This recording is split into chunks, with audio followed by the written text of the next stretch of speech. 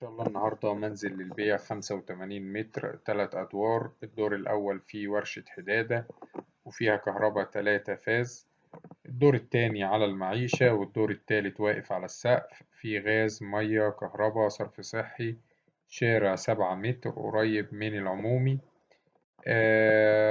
المكان بتاعه في محافظة القليوبية، منطقة بلقس، جنب دائري بهتيم ب10 دقايق من الدائري. السعر إن شاء الله المطلوب 625,000 جنيه. رقم التليفون هيظهر في آخر الفيديو. تاريخ العرض 2/6/2024.